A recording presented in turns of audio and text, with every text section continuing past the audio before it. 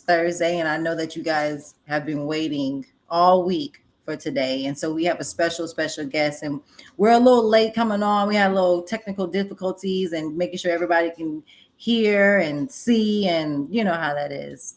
The devil's always working too. He always trying to stop somebody from giving their story. And so I know that we're in for a treat because anytime we have problems like that, somebody's trying to hold back some information. So we're just excited about learning more about our guest. And so, Mr. Street, who do we have today? Well, this gentleman, whenever I looked at his info, I'm like, okay, he is in a couple different spaces. Um, one of the spaces I wouldn't say very familiar with, but I'm active in, being real estate. But then he's in the law space as well, and that really, the fact that he has the experience in law really helps him out, in my opinion, when it comes to the real estate space. So I'm ready to sit back and zip my lips and hear the goods, so I can leave today's session with some wisdom and able to go out, make some more intelligent actions when it comes to the real estate activity I got going on. So without further ado, Mr. Mark Sonnier. How's it going, my brother? Oh, it's going great, man. How are y'all? You're doing Man, good. glad. You too cool for school over there. You just chilling, like, you know what? There ain't nothing to a G. Come on with it. Hey, I just make it look easy. That's all. Hey, That's it. got to fake it till you make it. Thank you for accepting the invite. We know that you have a lot of moving parts, and so the fact that you say yes to be a part of the Black Podcast, we are definitely honored and excited about learning more about you. So we want to dive right in. Um, and we know behind all this glory that we see on social media and all those great things in the background on your wall, we know that there's a story behind it. And so we like to always start our show off with the guests knowing more about you. So where you're from, and kind of give us a little background of your dynamics of your family and how was that growing up. And then we work our way to why you're doing what you're doing right now. Okay. Okay. Well, thanks you guys for having me. I really appreciate it. I looked at a couple of episodes of what you do, so I'm really glad and honored and excited to be here. Um, my background is just kind of growing up. I mean, I'm from the Houston area. I spent most of my life in Houston, Texas. So I graduated from high school back in 1986 from the wonderful Cashmere High School over on the north side of Houston. So if any of my Ram family is out there looking, just a shout out to you guys. Um, I probably, as I came through and went to schools. You know, went to Houston Community College for a particular period of time, doing certain things. Then, finally went and got my undergraduate work completed over at the Texas Southern University, HBCU grad. Happy about that. The interesting thing is also because I see Brian, the MSW part of it is that my major was in public affairs over at TSU, um, but I also minored in sociology. So that was a very interesting particular time that I spent in school, and then on to law school uh, in Texas, in Houston as well, to at South Texas College of Law. Downtown Houston is the oldest law school, one of the oldest law schools in Texas, if not the oldest, 100 years old. So, that's where I've been. That's where I've worked. Haven't really lived in any other place. Raised a family. Um, um, grew up in the Fifth Ward area, of Houston. So all over the world, people know about Fifth Ward. Houston, Texas. So I've been out through there. Um, Raised a family here. I have three beautiful daughters. Married, have a wife, Jonelle. Uh, I have three beautiful daughters. My last two daughters, actually, and what's interesting is that my last two daughters were uh, uh, uh, competitive athletes as well. So my middle daughter, Danielle, ended up getting a scholarship to my alma mater at Texas Southern University. She played softball there for them, and then my youngest daughter, Gail, got a volleyball scholarship over to Alcorn University, where she's currently getting ready to get into her junior year. So I'm a girl dad all the way.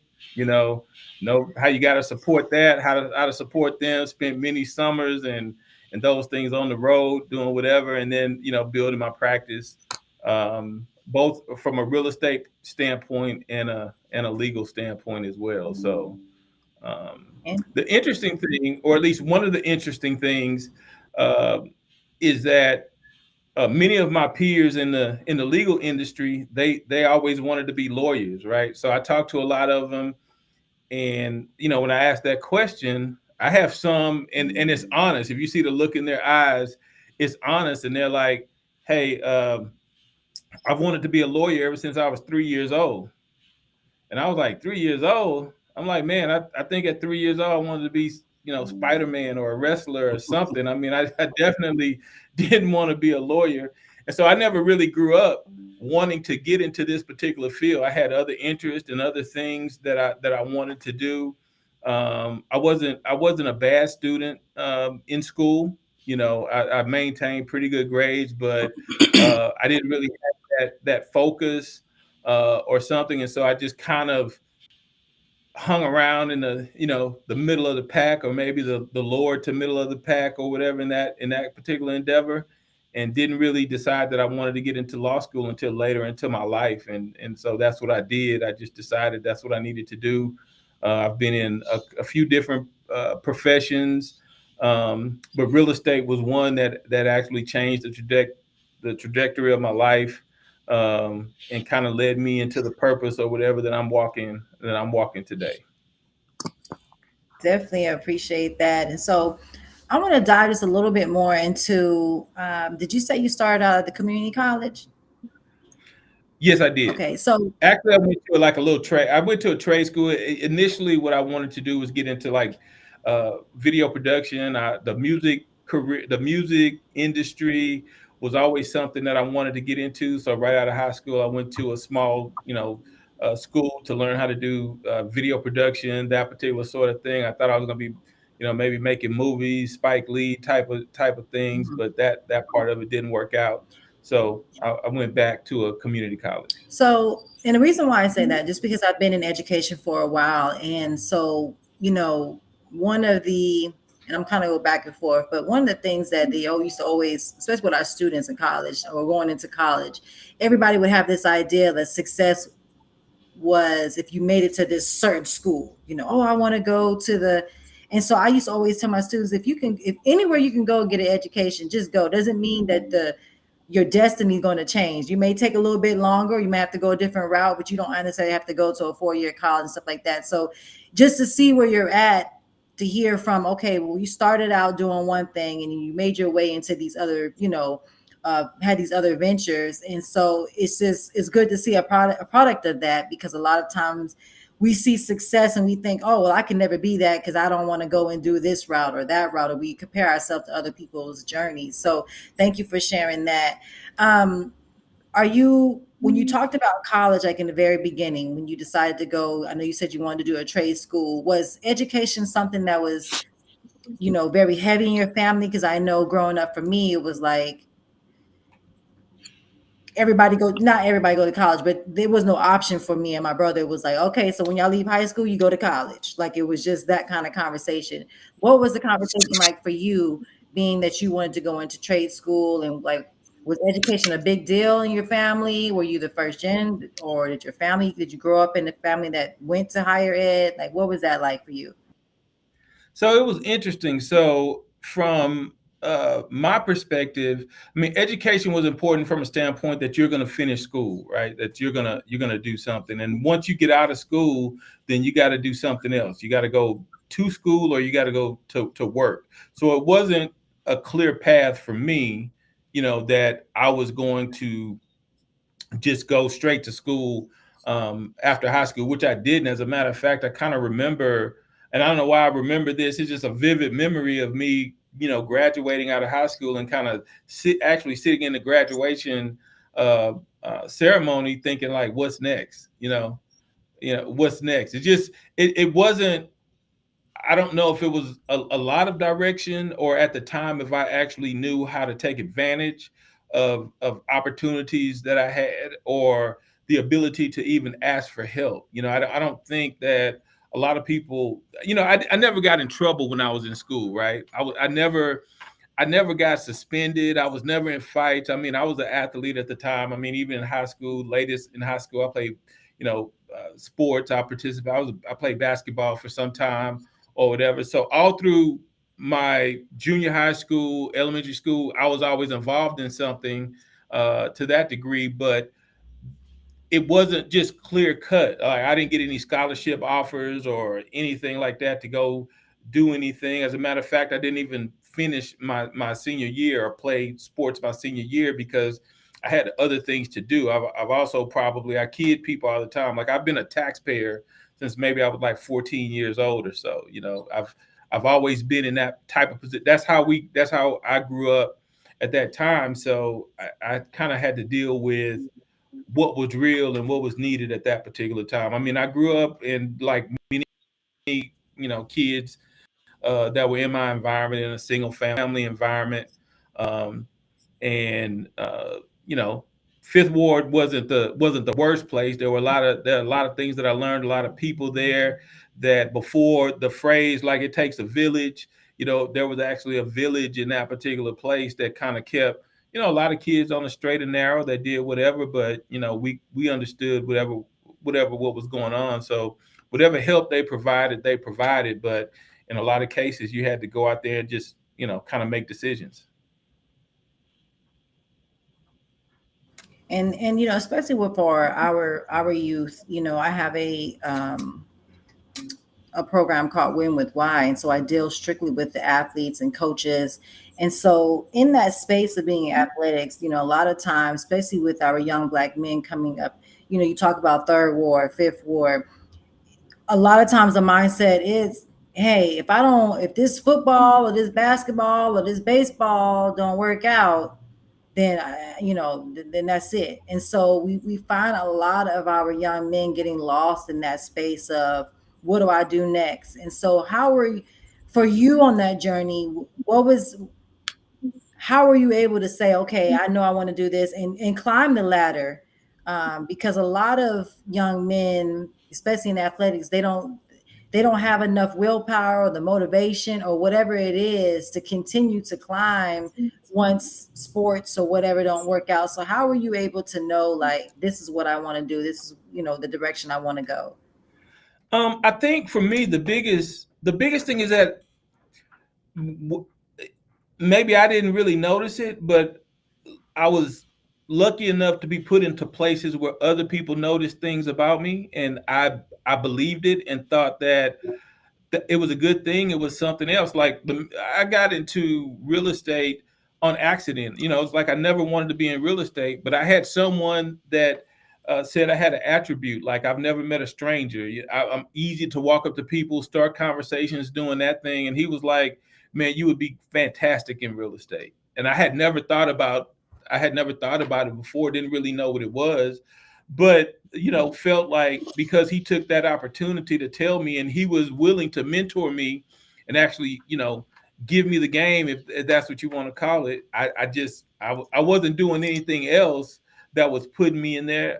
I've also always had like a entrepreneurial spirit. It's like, whatever job I worked at that particular time, the I never had the belief that I was just going to stay there, right? That I was just going to be an employee. I was always thinking about, how could I get to the next level, and what did I need to do to get to the next level. If I looked around and everybody at the next level had a degree, then I just kind of figured maybe I have to go get a degree if I want to get to that next level. So it's just, I've always been able to see um, what the rules were, whether I felt like they were fair or not. It was like, these are the rules. If I want to play the game, I got to get with the rules.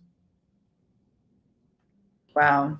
Yeah. And I just say that because, especially being in that area, I work in that area, and that's those population of students are always my heart, and I would use athletics to teach them life.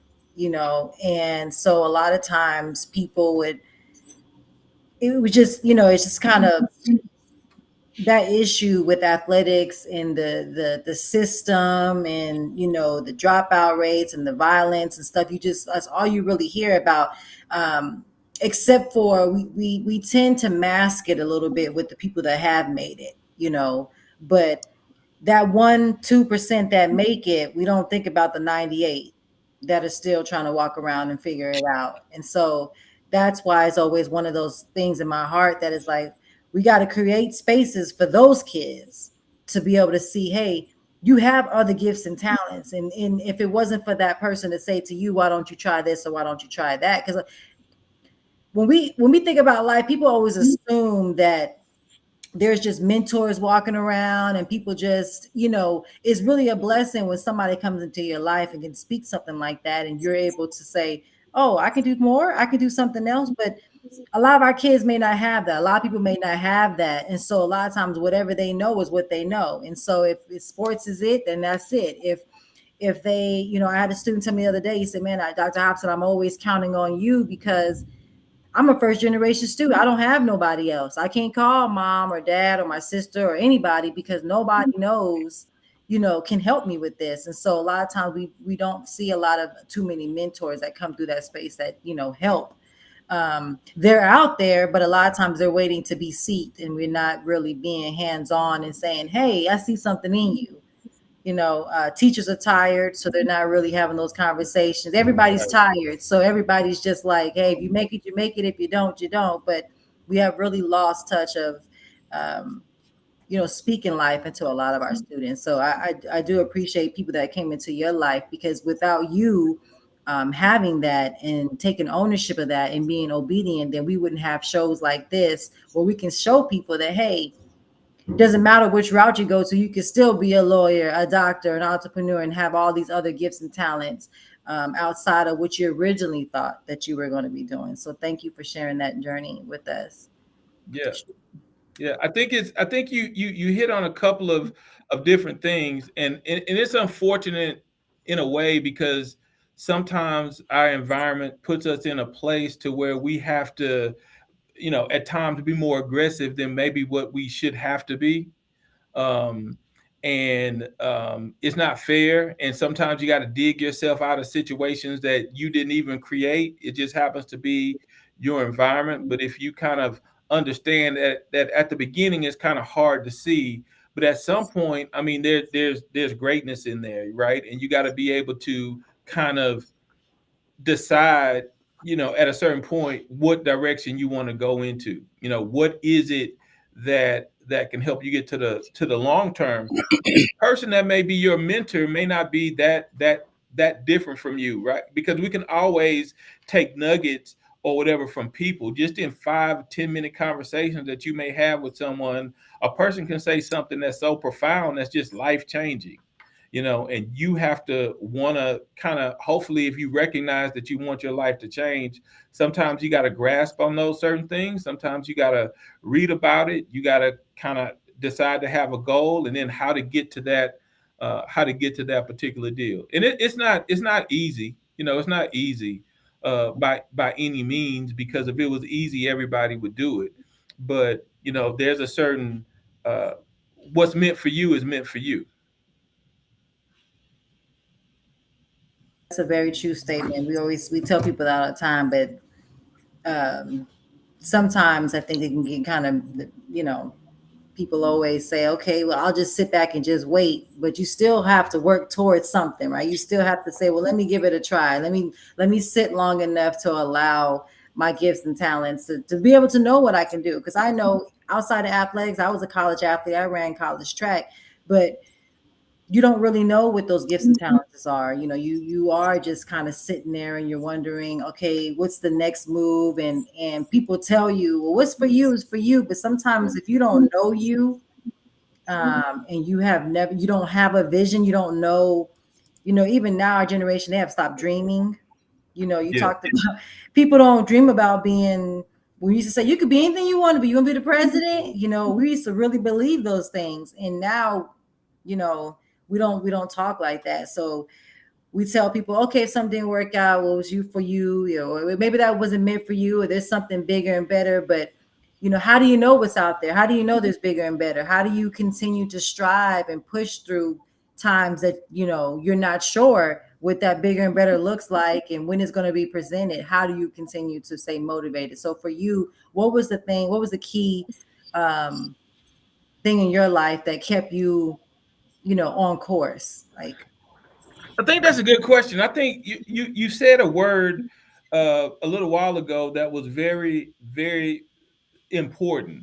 And over the years I've kind of learned it, and it's you said obedience, and so it's I think you have to decide, or at least for me, there was always some motivation in order to be able to do something. And at a point I always understood that I needed to work, that I gotta work in order to be able to get something.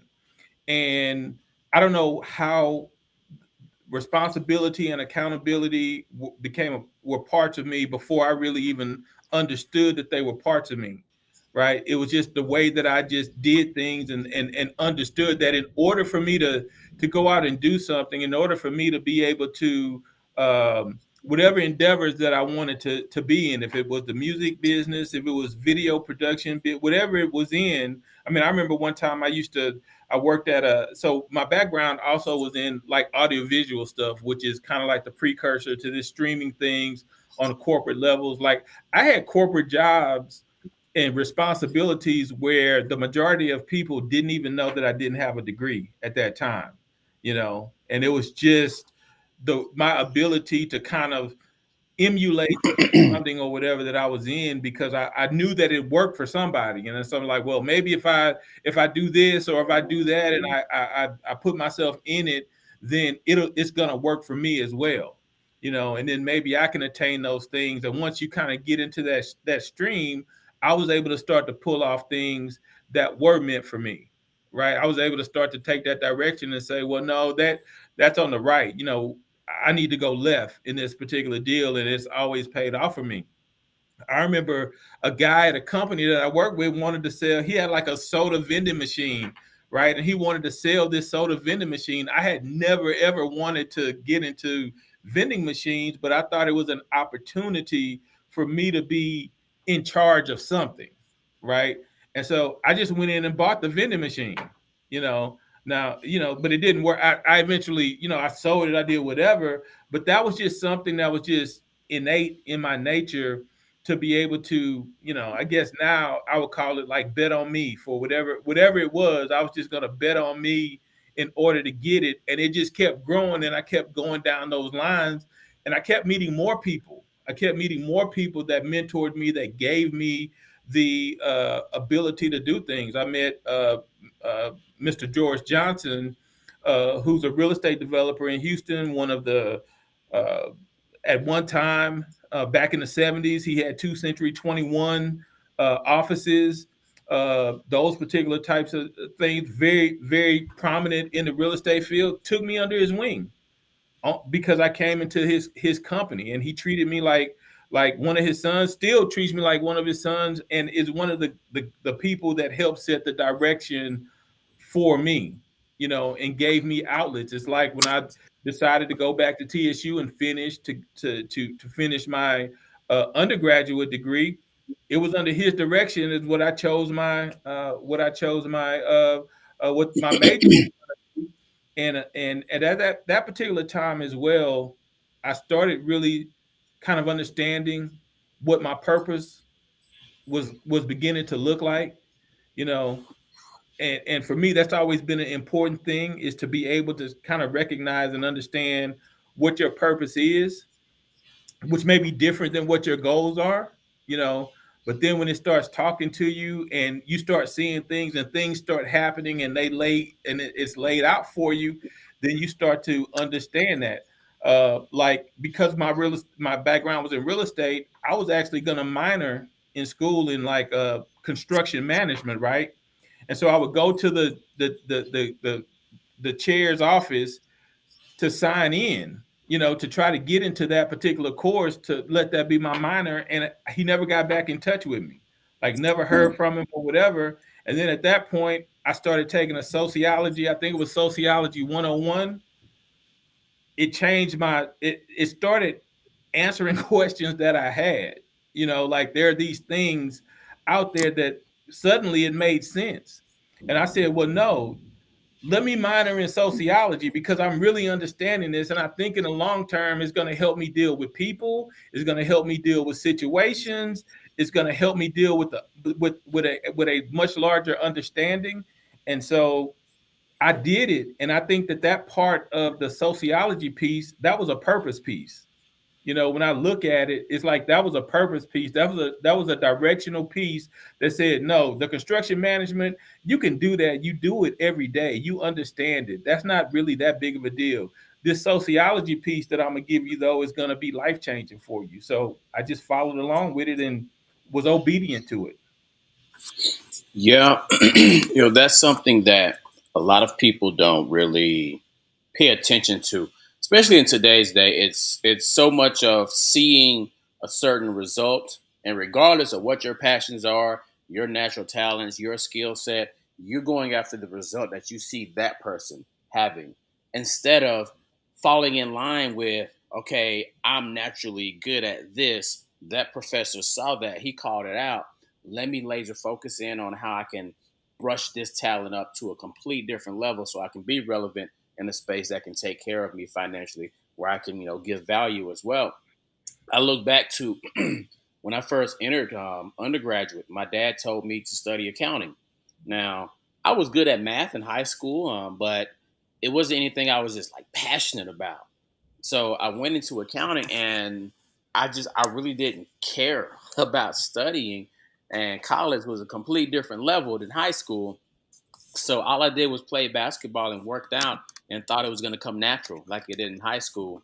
And it didn't happen.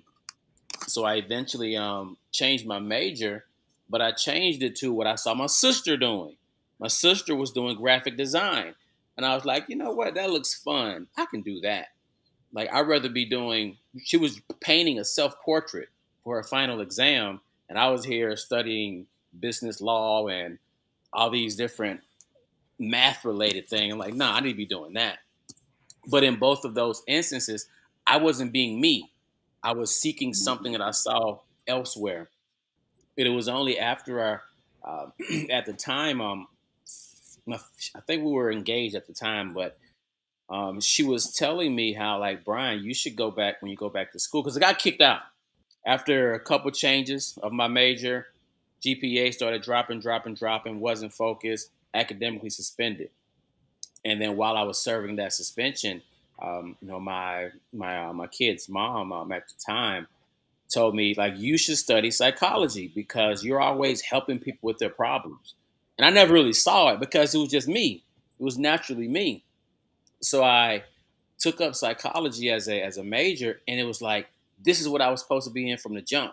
I love this stuff, and it's helping me do what I already love at a different level. Now, after finishing, because I double major psychology and Spanish, foreign language.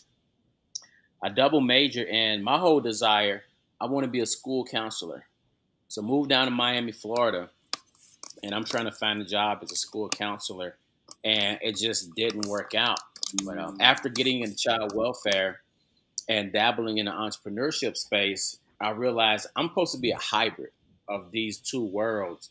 So now, over the last 6 years or so, I've been helping train entrepreneurs, but from a mental component, an emotional component. So helping them understand how their mental or their mindset and their emotional state is holding them back in business. So just listening to you, oftentimes we'll fall in the right path if we listen to what we're good at and we allow these mentors to kind of guide us. But then when we get in these areas, like, we got to serve. We got to serve and continue to seek that which going to allow us to serve at a higher capacity. So you said this. I mean, obedience. Like, that was like the word that kind of sent you off into what you were just speaking on. And A lot of times we don't see ourselves going in a certain direction, but we see results coming by us going in that direction. So it's just about being disciplined, to keep your head down and keep going forward. Yeah, you're absolutely right. Because the thing that actually obedience is what told me to go to law school. And what happened was I was helping someone, they were purchasing a home, and it was a HUD foreclosure, right? And then something happened where the lender wanted a much higher down payment than what they said at first. So my client was like, I'm not gonna do it. And so the HUD vendor didn't want to give my client his earnest money back. And so I contacted the actual HUD office for this region, which at the time was in Denver, Colorado, I think. And so I was talking to him, and I was kind of advocating for my client to get his money back. And I kind of said to myself, like, and I don't know if it was half jokingly or whatever, but I said, hey, if I get his money back, I'm gonna go to law school. And Mm, so 2 weeks later, I got a letter from the HUD contact in Denver, Colorado, that was basically telling the vendor, he CC'd me on the letter, and he said, give him his money back. He gets his wow. earnest money back. So then now I had to make a decision. Like, was I going to be accountable to what I put into the atmosphere? Was I going to be obedient to the promise or whatever that I made? It was, if I get his money back, I'm going to law school. I had no idea what it was going to take for me to go to law school, but I was just going to be obedient about it. And that's what I did. And it worked out for me. That's it. It's all about the obedience. Now, on that front, so the real estate space, obviously over these last couple of years, there's been lots of ups and downs. Now, there's been people that you've been in the game for a hot minute, so you understand 23 how. years, Say again, 21. 23 years, Woo! Oh 24 yeah, years, actually. that's a hot minute, steamy. That's an So hour. a lot of amateurs jump into these different spaces because they hear buzzwords like generational wealth and things along those lines, but they don't understand what it takes not only to get into the space and kind of get flowing, but also they don't understand how to stand the test of time whenever things go awry.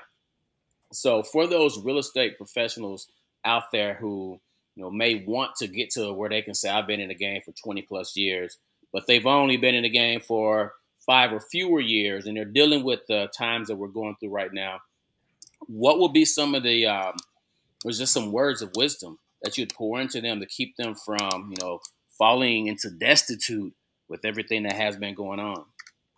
Well, I tell people this too, because another space that I'm in as well, I'm in the education piece as well. So I'm a adjunct professor actually in Houston Community College in the real estate program. So I actually train and help people that actually want to get their license on what they need to be able to do to get their license. I'm also a member of the Houston Black Real Estate Association, which is a part of the National Association of Real Estate Brokers, who at the time that organization was formed when African Americans, Black Americans, could not be realtors. And so we had to develop a space that allowed us to be real estate professionals and serve our communities when it came down to their real estate purchases. So because I understand the history and I understand the importance, I understand that purchasing a home for most people is going to be the largest portion deal of their life. That's something that you got to take seriously. That's not a that's the true measure of it is that it's not a money first type of profession, right? You're actually helping people, you're serving people. You can make a lot of money, if you're really good with it. But I think that people they want genuineness and they want authenticity.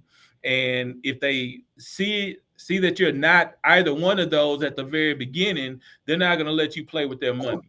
So if you understand what the mission is and what the concept is and what you're supposed to do, you can be very successful. But if you're thinking about it from your perspective first, it's not going to last. I tell people this all the time. If you have a money first mentality in real estate, it's not going to last. It's not going to last. And I know many people that are very, very successful from in real estate. I'm talking about multi-millionaire people that make a lot of money from the real estate endeavor, where they've had to build their companies up from the bottom. And so as I see all those people, I see everything that they did. It was about the profession first. It was about the professionalism first. It was about the building of their teams. It wasn't a me first, money first mentality. And so that's only going to last long enough for you to move over into some other space with the next thing that's kicking. You're going to jump on that, and that's how it's going to be. But you got to be able to set yourself apart. You have to put yourself in a position that people not want to give you business, right? You got to be able to be like, people want to give you business. That's a whole nother thing. That's a responsibility or whatever, and a duty that you got to carry. Because on the law side of my real estate side, I see the money first. I see the people that are there, and I see the other things that happen in this business, and we go after that. So it's you're gonna get it one way or the other. Yeah, that sounds a little bit like my dad used to always say, just do it what makes you happy, what you enjoy doing. Don't chase the dollar. The money, you're gonna make the money. Just, stop chasing. Because we do see that. Like, oh man, look at that person, look what they drive, look what they're doing.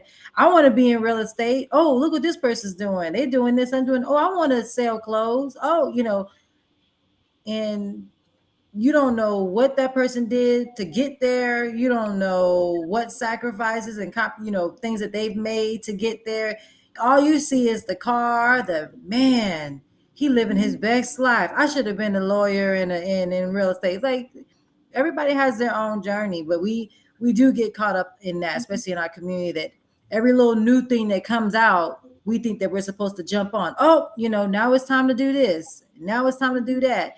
And when you put all your eggs into one basket like that, that's not really attached to your purpose or your plan for your life, you may have success for a little bit, but that's going to run out because it's not for you.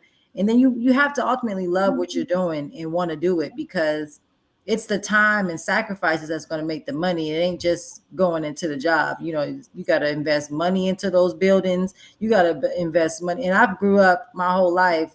My father did 27 years in the military, but he always had a business.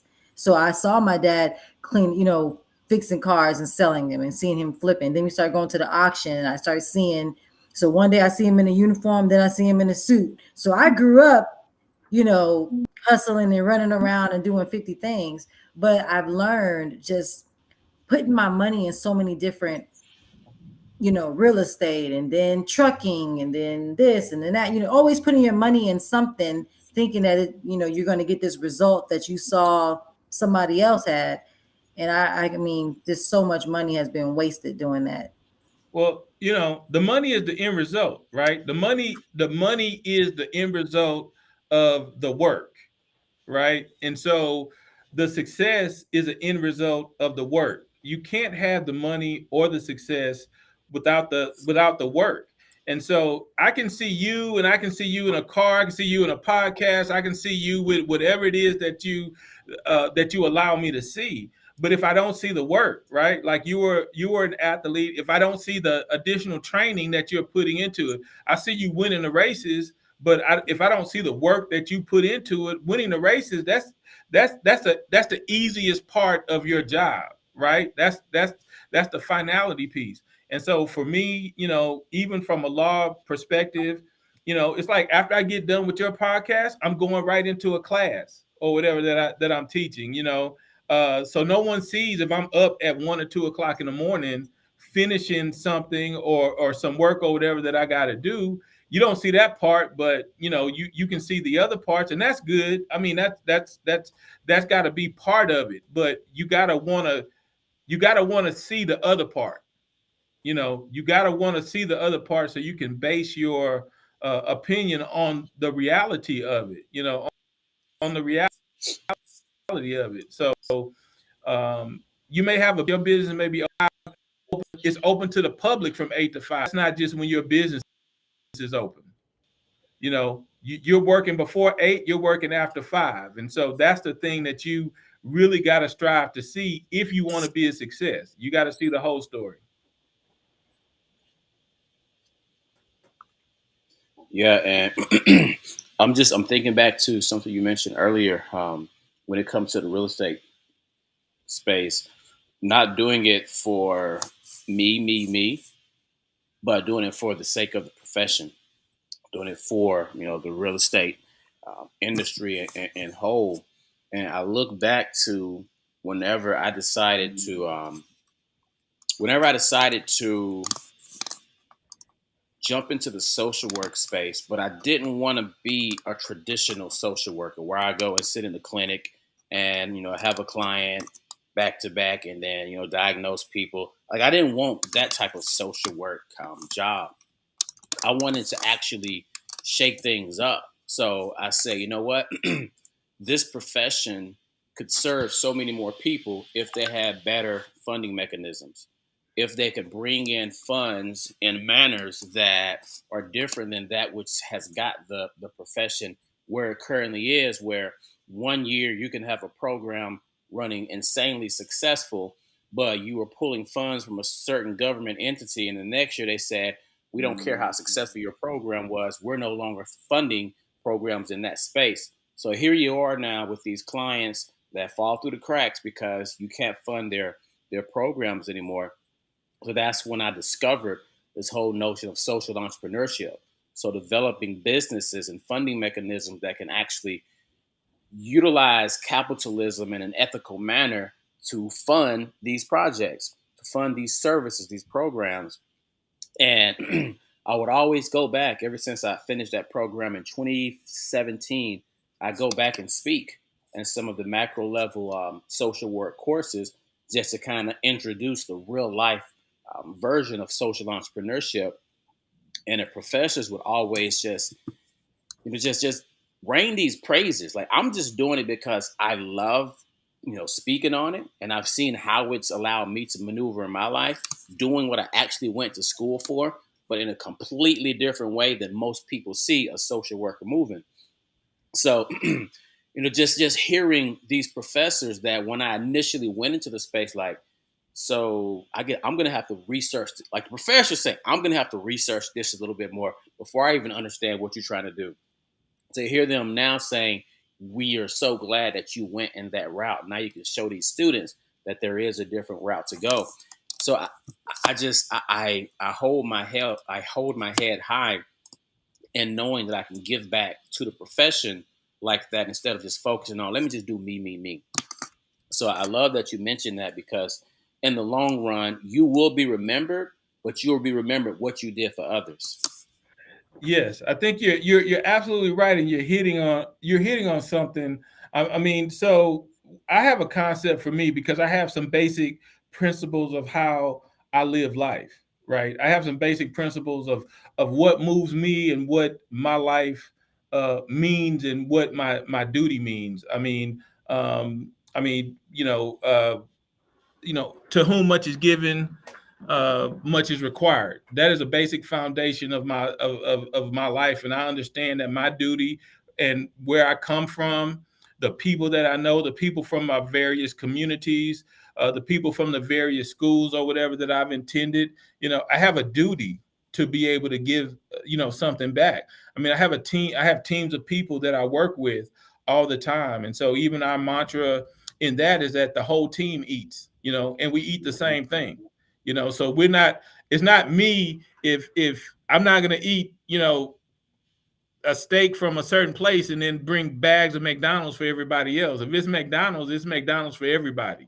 It's not that's how we are, because they've are dedicated to helping us put these plans together and to move these. They give me the ability to do the other things or whatever that I need to do, and that creates spaces that create spaces for them, whether it's my paralegals and legal assistants, or it's my real estate assistant, or whatever that I have. I can't really move without what they do.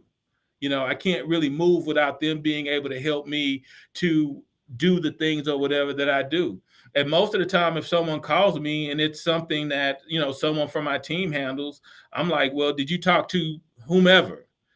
Because give that person a call, because, or either I can get off the phone, I can go talk to them, and then I'll come back and get the answer, get the answer to you, because that's what I rely on them for that. And that's just how we do. That's how we have become, successful in the different spaces that we're in. So I think you got to have a particular type of mentality, even in the real, it doesn't matter what space you're in, from a real estate space or anything else. You got to have a frame. You got to have a way to get things done. You got to be able to have people that you rely on. You got to be loyal. You got to be able to, help people. I mean, we use terms, I am my brother's keeper, you know, and that means my community or whatever. I have a, you know, it's so funny and it's odd, because I've gotten calls from people from a legal standpoint that I've called back, and we've talked to them. And before they got off the phone, they just thanked me for calling them back. They're like, "Do you know how many people I've called, and you're the only one that's called me back?" Like, they're like, "I will refer people to you because you just called me back." And I'm like, "Well, to me, that's just indigenous, right? That's just something that I'm supposed to do. Like, do you not get called back?" Or so it comes down to that particular practice, because I have a duty. If you call me, I'm going to call you back.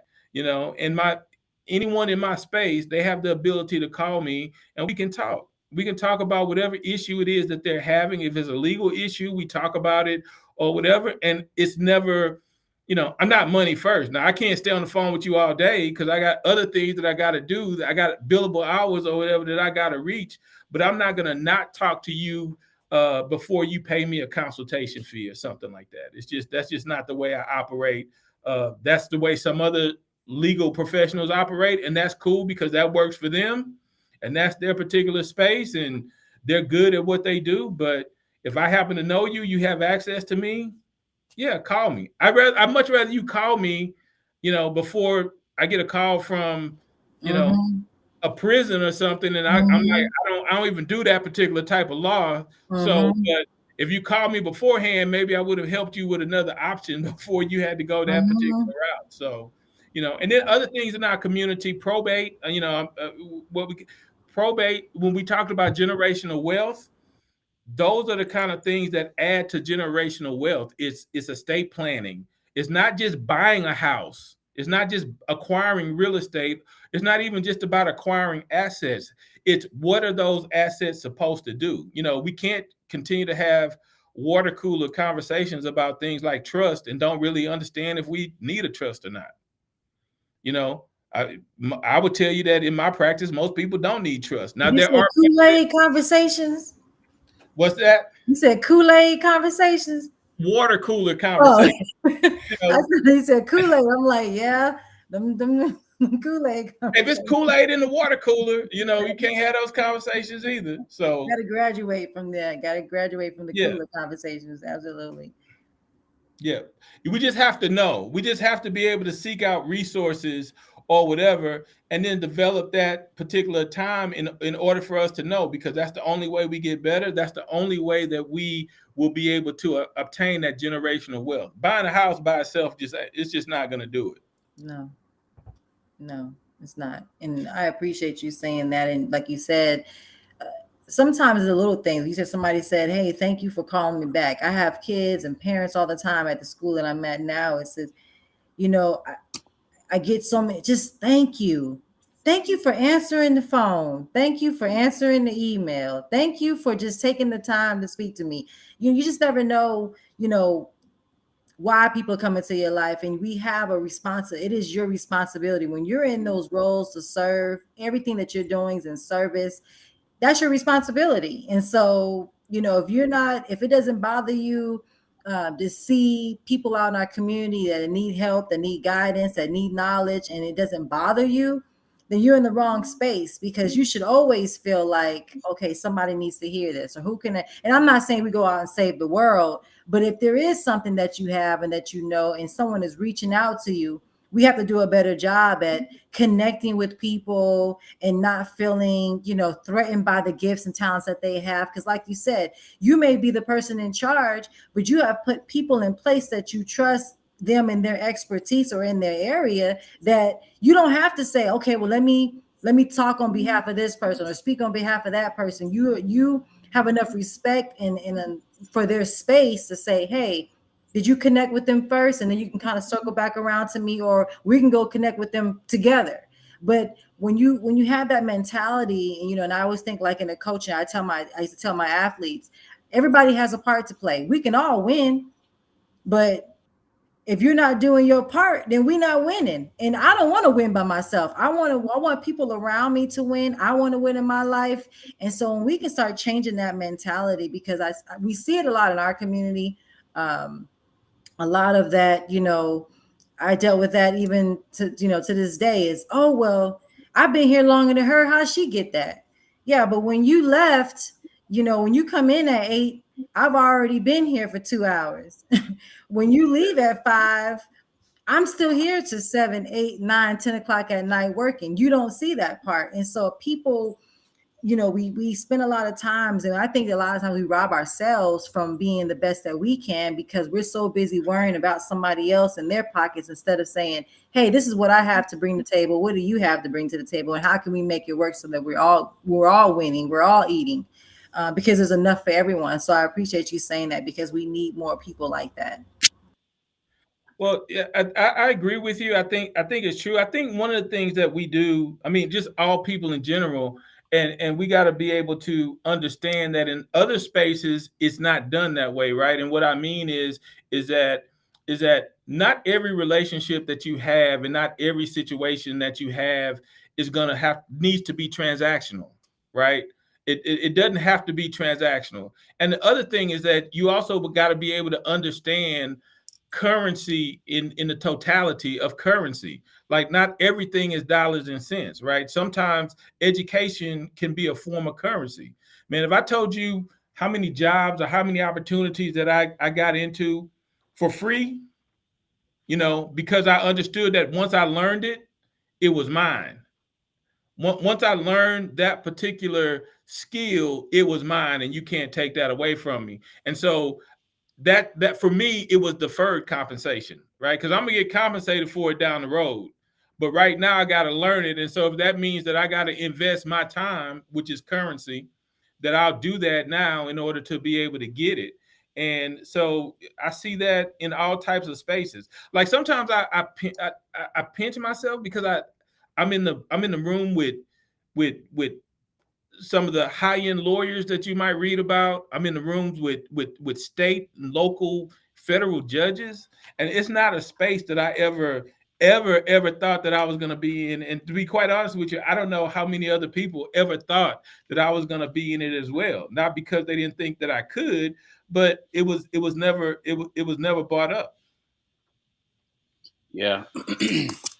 And I can definitely relate how being it's all about how you carry yourself. It's all about the confidence that you have and the competence that you have in what you have to offer.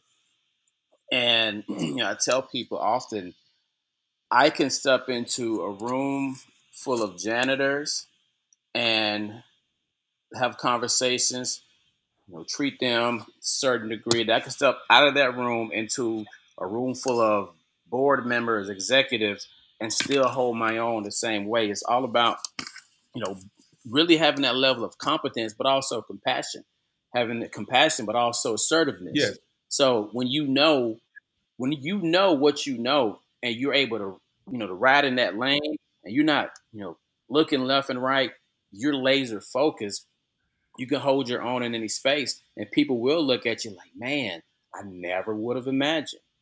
There's places I've been able to go over the last 6 years or so of my life, different stages I've been able to speak on, and it was because of me bringing what I have of value to the table with confidence, and then being able to execute with competence. And eventually it got me to places that I never could have thought that I would have gotten to. But off of that note, and we definitely are going to have to see if we can bring you back in one day, and we can like have a session strictly on real estate, or strictly on the law, or strictly on education, and how you mingle the two We're together. not gonna be So able to have enough shows to keep up with everything that I he. know, right? We're gonna have to have about 20 shows with you. Anytime, anytime. But the thing about everything that I do, and Brian, I'm sure you kind of understand it because it sounds like you've done the same thing. All we've really done was master the connections, right? We just Yes, know that master the connection. everything is Exactly. just Mhm. connected, and so we're bringing that particular piece, to the table. Because in all actuality, I've been a real estate professional much longer than I've been an attorney, and Mm, so it's not the law piece that helps me be successful in real estate law as much as it is the real estate piece. mhm, Because I understand the transactional part of it. Like, you can talk to me about a real estate transaction and give me the facts, and I know what happened. You can say that you have with a contract or whatever. I can go directly to in this case, most of it is going to be a Texas Association of Realtors contract. So I'm very familiar with that particular space, which is translated into a law career that was a little easier for me to segue into, because I just mhm, kind of all of my all of the students that I went to law school with knew that I was in real estate. And so as mm. they've gotten out of it and start to practice, whenever there's a real estate question that they have, it's like, oh, let me call him. Yeah, He's yeah. in real estate. He knows that. And all my real estate professionals now know that I'm in law. They call me and they're like, well, what Mhm, should I do about this? What should I do about that? And then the other connections, probate stuff, mhm, estate plans, mhm, business organizations, those kind of things can all have. Like, I do a lot of, for real estate investors now, that are looking to shield themselves from liabilities because they have enough real estate holdings to do that. mhm. Create series LLCs for them. They Yeah, understand those particular parts that will say, well, why do I need to create that? Instead of putting it under trust. Well, here's why. right. Here's what it does specifically. So, yeah, it all connects. Oh yeah, I believe it. I believe it. I had someone tell me that a while back because I have so many different things that I want to do, and they were like, "Why are you trying to separate them? Just why are you trying to separate them?" We do spend a lot of time trying to figure out, like, okay, well, should I be doing this or should I be doing that? So thank you for being all, putting your hands in all those different places, because we need more people like you that do expand on their gifts, and the more gifts that you have, the more people you can serve, the better it will be. And so I definitely appreciate your obedience, and I know that you probably haven't touched the surface of what you're going to be doing, because sound like your mind is always creative and creating something, and so that's a blessing. And so thank you for that. Now, how can people find you? If they need any advice on real estate or law, and then do you have any books or events that we need to know about so we can also support you? Well, I'll tell you what, I'll come back and, kind of post that. There's some things now that I'm working on from a real estate perspective. Okay. There's some classes or whatever that I'm supposed to have in like August, but Okay. people can, connect with me via my social media. I'm on all of those particular platforms, and everything is just Mark D. Sonnier, just like my name spells. Okay. You can look in there, and you can Google. Hopefully, could Google my law practice. It's MDS Law PLLC in Houston, Texas. And so I'm not really that hard to find. Well, that's good because I'm in Houston, Texas, so I'll be looking for you. Oh, well, we But need to thank you. connect then. We gotta go do some things together because look, Absolutely. it's you guys gave that to me about what I do, but hey, thank you guys for what you do. From an educational space that you're doing those things. That's important. The social work, that's important. These are all things that happen in our communities that we need to really know more about. Absolutely. Well, we'll make sure we're all family now. We will definitely make sure we connect. And like I said, I'm right down the street, so I will make my way to seeing you and connecting with you very soon. And so, Yeah, again, thank you for taking that time to be on the show and giving us your expertise and your honesty and just being you. Thank you for that. thank you. You're welcome. Thank you for having me. Yes, indeed. Well, we're gonna put you backstage real quick, close out the show. Then we're gonna come and close out with you. So don't go nowhere. We'll let Okay. you get to your class in All just a right. sec. Yeah. All right.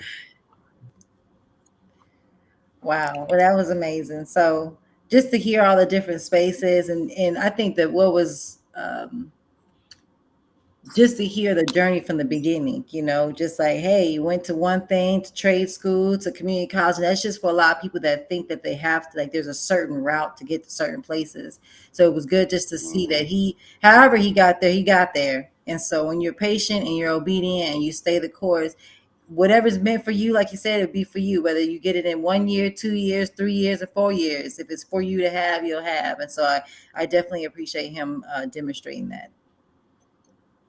Yeah, I agree. Um, there's a guy named Gary Vaynerchuk that he's famous for telling people who are in their 20s and even some who are in their 30s that like you're still a baby, like you're still an infant. There's time because so many people they're in their early 20s just about to finish college or just finished or whatever, and they're starting to stress out thinking, man, like I haven't gotten life figured out yet, man, I'm a loser, what's my worth, man, there's still so much time, but be specific, be intentional Mm-hmm. with your time Yep. so that whenever opportunities come, you have already put things in place to seize that opportunity. Yeah. So just off that note, guys, whoever is watching and you may feel like it's taking me too long to figure it out. As cliche as it is, Colonel Sanders, 60 plus years old, and to this day, people know his name. They know his story because he never gave up. So don't give up, regardless of how many roads it takes. It was once said that don't change your vision, only change the vehicle. Mm, Like change the vehicle. It may not. This vehicle might not get you there. This vehicle just change the vehicle. But if you have that vision and you're true to that vision, you'll figure out the vehicle as long as you don't give up. yeah. And the truth is, you don't have to have it all figured out.